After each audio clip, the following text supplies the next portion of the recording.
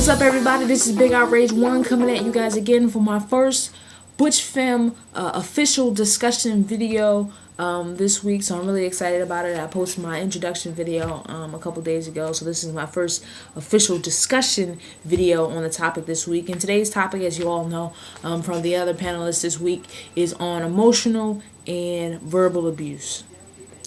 And to be completely honest with you, I get really angry when I talk about emotional and verbal abuse, because it just angers me that people do that and they use that as a weapon to tear down other people.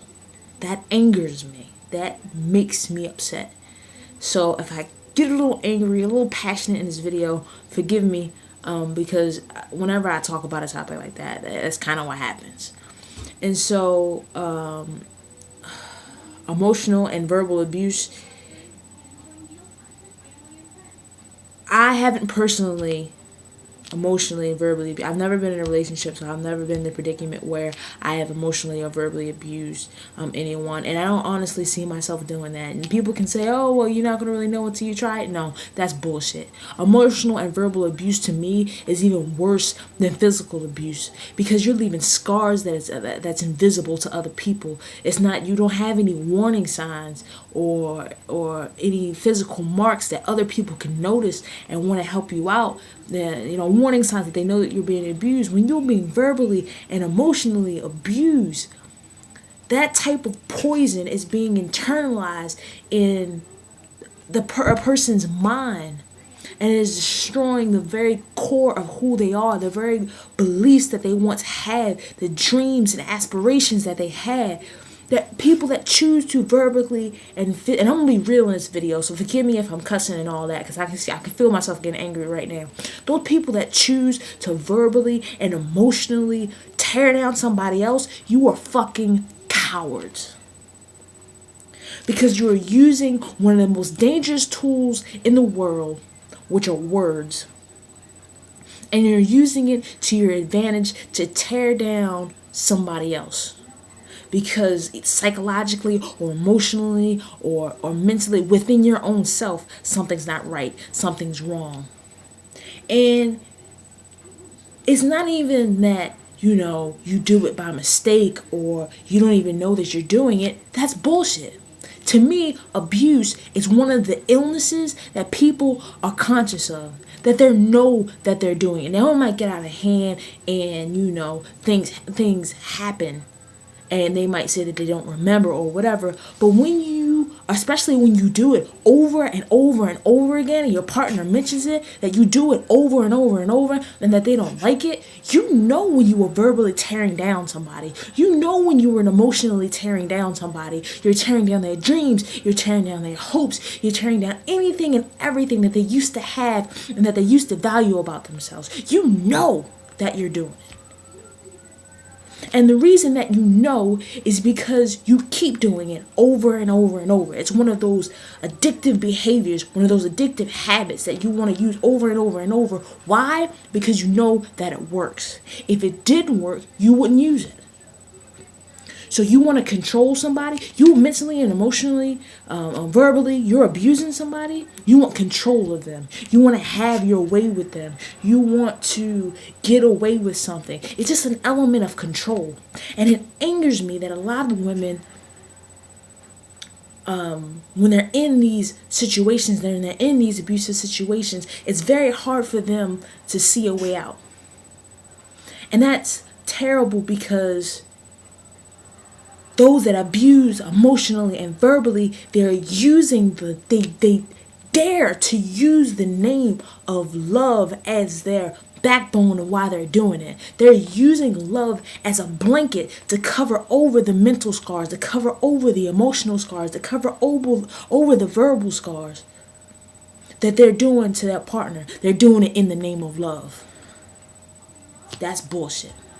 See, you don't strike and fight and physically scar somebody in the name of love. You hug them, you embrace them in the name of love. You don't use your words to tear down and to make your partner, depressed, or to just verbally just rip them apart. You don't use that in the name of love. You use your words to inspire and to encourage and to say that you love them and to be there for them. That is what you do in the name of love. You don't emotionally throw different things at them knowing that they can't take it, or bring up emotional situations to the fact where you make them feel bad. You make them feel less about themselves. You make them unsure about themselves. You make them depressed or question themselves and question their core values. And you say that in the name of love. You don't do that. Emotionally, what you're supposed to do, again, is encourage that person, that you be there for that person if they're going through. And I don't care if they make you mad or not. You're a grown person. You are a grown person, and it's time for people to start taking their responsibilities as a grown person and learning that they can't do little things that they did as kids, that they need to grow up. And you can't treat people like crap. It's not right, it's not fair, and I'm sick of people using the name of love as their reason for doing it. You have an illness, it's sick, it's really sad, it fucking makes me angry, and you need help. Abusers need help. But you know what? For right now, I want to encourage the women that have been in those situations or is currently in these abusive situations. I want you to know that you are better. You are better than the person that is abusing you. You are as smart as you were before you met them.